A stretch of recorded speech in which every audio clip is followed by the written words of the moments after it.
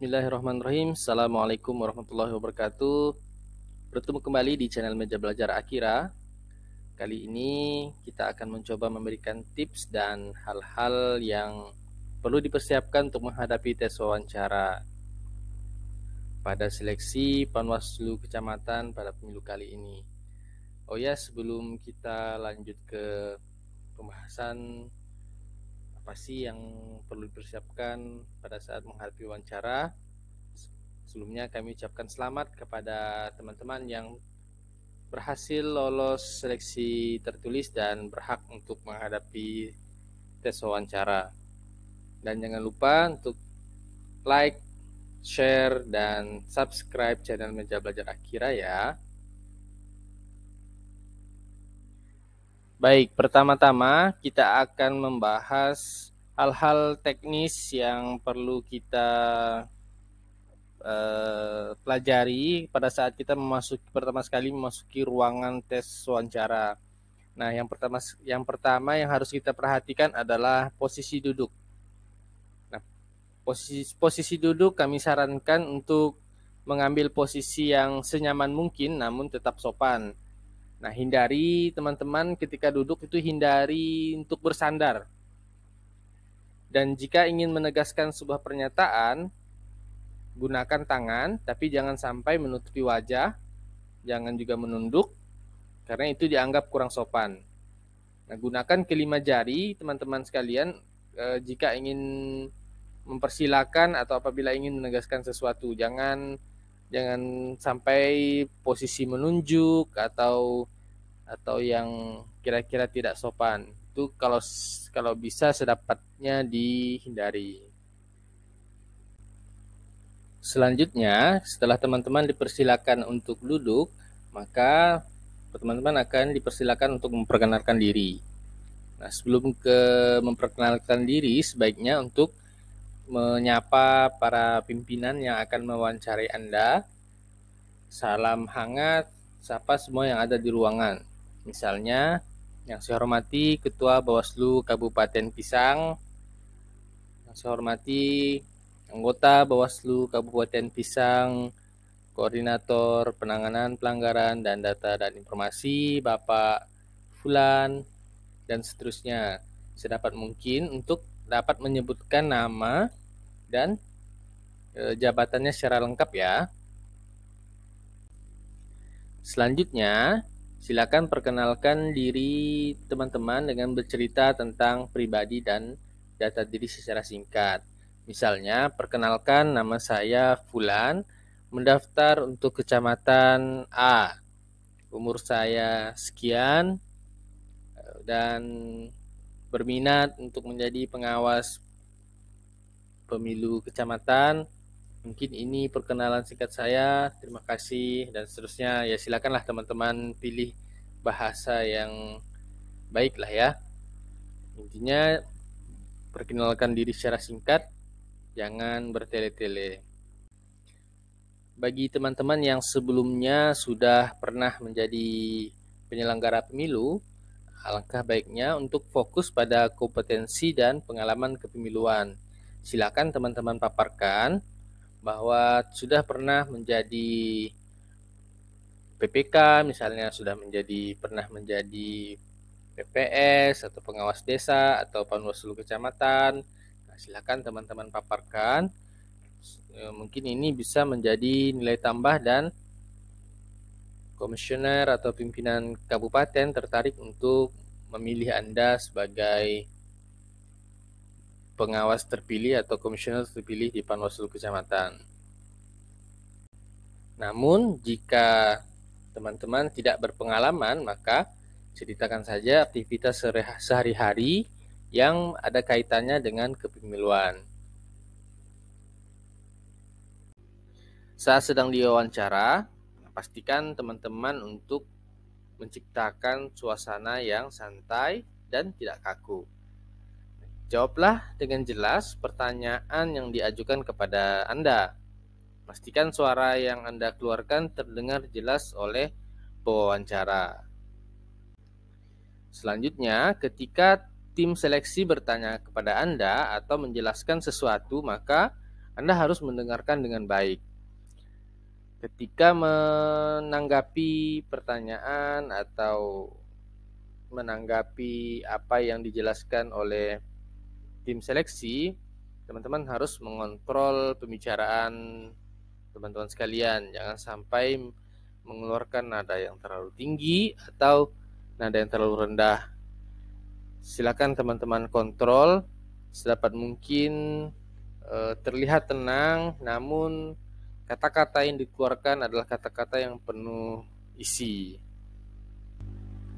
Ketika mendengarkan pertanyaan atau pernyataan yang disampaikan oleh tim seleksi, maka teman-teman harus berani melakukan kontak mata dengan pewawancara. Kalau mendengarkan pernyataan, boleh sekali-sekali sambil menulis apa yang ditanyakan oleh tim seleksi. Namun ketika menjawab atau menjelaskan sesuatu, sedapat mungkin teman-teman harus berani melakukan kontak mata dengan pewawancara. Jangan sampai mata teman-teman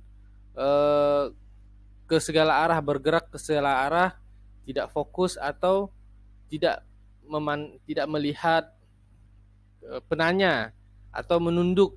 Nah, itu akan menciptakan kesan yang kurang baik.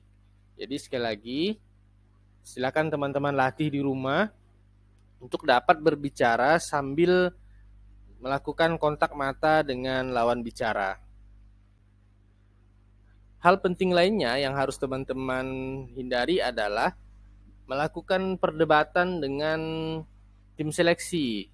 Jadi sekali lagi, hindari perdebatan, namun yang harus teman-teman usahakan adalah memberikan argumen yang banyak atau memberikan referensi yang lebih dari satu terhadap sebuah pernyataan yang Anda sampaikan ke tim seleksi. Maka itu lebih baik daripada teman-teman melakukan perdebatan dengan tim seleksi. Sekali lagi, melakukan perdebatan dengan tim seleksi akan menimbulkan kesan yang kurang baik. Walaupun teman-teman dalam posisi benar, teman-teman meyakini bahwa itu benar, maka yang harus dilakukan adalah memperbanyak referensi-referensi yang menguatkan argumen yang Anda sampaikan. Kemudian ketika teman-teman sudah berada pada akhir sesi tanya jawab dan diminta untuk memberikan statement penutup, maka akhirilah pembicaraan tersebut dengan kesimpulan yang positif. Berdasarkan pedoman seleksi Panwaslu Kecamatan yang dikeluarkan oleh Bawaslu RI, maka ketika berada pada seleksi wawancara, teman-teman akan diminta untuk menyampaikan visi dan misi. Maka sampaikanlah visi dan misi tersebut dengan jelas dan lugas serta terukur. Jangan sampai membuat visi dan misi yang terlalu muluk sehingga tidak dapat terrealisasi nantinya atau tidak realistis untuk direalisasikan. Maka itu harus dihindari. Silakan rancang, pilih visi dan misi yang realistis namun tetap menarik.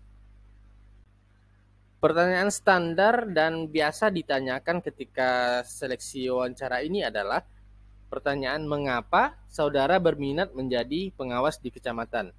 Nah, ini silakan teman-teman rancang apa jawaban yang menarik, yang out of the box, yang tidak biasa orang jawab, tidak biasa orang gunakan untuk menjawab pertanyaan ini.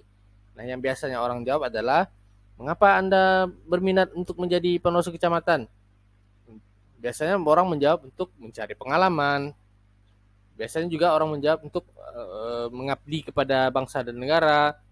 Kalau bisa nanti jawabannya jangan jawaban itu lagi, tapi cari jawaban yang menarik, yang kira-kira jarang orang jawab, tapi itu tetap jawaban yang logis dan menarik. Selanjutnya, kita akan membahas aspek-aspek apa saja yang menjadi penilaian ketika seleksi wawancara. Nah, aspek-aspek ini kami ambil berdasarkan pedoman pembentukan Panwaslu Kecamatan yang dikeluarkan oleh Bawaslu RI sesuai surat keputusan ketua yang beredar saat ini. Apa saja aspek itu? Yang pertama adalah pengetahuan kepemiluan dan pengawasan pemilu. Jadi teman-teman akan digali, akan diperdalam mengenai pengetahuan saudara terhadap kepemiluan dan pengawasan di pemilu. Nah, biasanya ini akan disampaikan sebuah kasus misalnya, nanti Anda akan diuji untuk bagaimana menyelesaikan kasus ini, bagaimana menghadapi kasus seperti ini, tindakan-tindakan apa saja yang harus kita ambil. Misal ada baliho yang saling bertumpang tindih, nah mungkin nanti akan diuji saudara gimana menyelesaikan ini, dan lebih kepada tindakan di lapangan terhadap pengawasan yang dilakukan. Nah, biasa juga standar pertanyaan adalah terkait undang-undang yang digunakan pada pemilu ini. Nah, sebagai gambaran teman-teman, ketika pewawancara menanyakan konteksnya adalah pemilu, maka kita sekarang ini menggunakan Undang-Undang Nomor 7 Tahun 2017. Namun ketika pada konteks pilkada, maka undang-undang yang dipakai adalah Undang-Undang Nomor 10 Tahun 2016. Jadi silakan teman-teman perbanyak lagi membaca peraturan-peraturan, baik itu undang-undang maupun Perbawaslu, dan kalau ada waktu juga silakan baca PKPU tentang tahapan, PKPU tentang verifikasi faktual atau lain seterusnya. Jadi silakanlah teman-teman perdalam lagi pengetahuan tentang aspek pengawasan dan kepemiluan. Aspek selanjutnya yang menjadi penilaian adalah aspek integritas. Nah, pada aspek integritas ini teman-teman akan diuji sejauh mana teman-teman tidak terlibat pada partai politik, tidak terlibat pada calon-calon tertentu yang mencalonkan diri pada pemilu ini. Nah, biasanya teman-teman akan dihadapkan pada sebuah kasus ketika ada saudara atau keluarga yang saat ini sedang mencalonkan diri sebagai, misalnya sebagai anggota dewan. Yang ditanyakan adalah bagaimana tindakan Anda untuk menghadapi itu. Misalnya ketika dia melakukan pelanggaran atau lain sebagainya, apakah saudara berani menegur atau lain sebagainya. Nah, ini silakan teman-teman cari, gali lagi lebih dalam aspek integritas ini. Nah, selain itu juga nanti teman-teman akan ditelusuri apakah memiliki ikatan perkawinan dengan sesama penyelenggara pemilu. Aspek penilaian selanjutnya adalah kemampuan teman-teman sekalian untuk bekerja penuh waktu di Panwaslu Kecamatan. Nah, sejauh yang kami ketahui bahwa ketika teman-teman berada pada status ASN sekarang, misalnya sebagai PNS, maka teman-teman akan diminta untuk melakukan cuti di luar tanggungan negara. Atau kalau teman-teman sekalian berada pada posisi sebagai P3K, maka harus memilih salah satu. Apakah tetap melanjutkan sebagai P3K atau memilih sebagai Komisioner Panwaslu Kecamatan. Aspek penilaian terakhir adalah aspek pengetahuan lokal. Nah, pada pengetahuan lokal ini teman-teman benar-benar diuji terhadap pengetahuan teman-teman terhadap wilayah yang akan teman-teman awasi. Misalnya berapa jumlah desa pada kecamatan itu, apa-apa saja desanya, apa kendala yang dihadapi ketika menuju desa itu, siapa-siapa saja pejabat yang ada di kecamatan itu, misalnya kepala desanya siapa. Nah, pada konteks ini teman-teman akan diuji untuk nanti pada saat terpilih apakah akan mudah berkoordinasi atau tidak. Jadi silakan teman-teman browsing atau cari informasi sebanyak mungkin terhadap daerah yang akan menjadi wilayah pengawasan teman-teman. Tentu saja bagi teman-teman yang belum pernah terlibat dalam pengawasan di Bawaslu, nah, silakanlah ekstra untuk mengetahui lebih dalam tentang wilayah tersebut. Terakhir, yang tidak kalah pentingnya juga adalah aspek kerjasama dalam tim. Nah, teman-teman harus meyakinkan pewawancara bahwa Anda mampu bekerja sama dengan siapapun. Nah, biasanya pertanyaan yang diajukan oleh tim seleksi adalah ketika misalnya Anda saya pilih sebagai komisioner terpilih. Nah, kira-kira siapa yang Anda rekomendasikan dari 6 calon ini, dari 6 calon yang lain, kira-kira siapa yang Anda rekomendasikan? Nah, kalau saya menyarankan untuk teman-teman menjawab saya bisa bekerja sama dengan siapapun, karena pada saat nanti sudah menjabat kita akan tahu atau kita sudah punya tugas dan fungsi masing-masing, sehingga dengan siapapun kita bekerja maka itu akan sama saja. Sekali lagi yakinkan tim seleksi bahwa Anda mampu bekerja sama dengan siapapun. Jangan memilih-milih orang. Nah, itu akan menimbulkan kesan bahwa Anda tidak mampu bekerja dengan semua orang.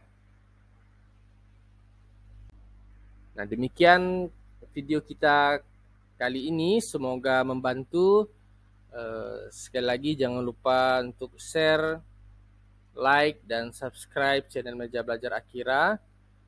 Semoga ini dapat membantu teman-teman dalam menghadapi seleksi wawancara. Selamat menghadapi seleksi. Kami doakan teman-teman akan mendapatkan hasil yang terbaik, apapun itu. Mudah-mudahan yang terbaik bagi teman-teman sekalian. Sekian, Assalamualaikum warahmatullahi wabarakatuh.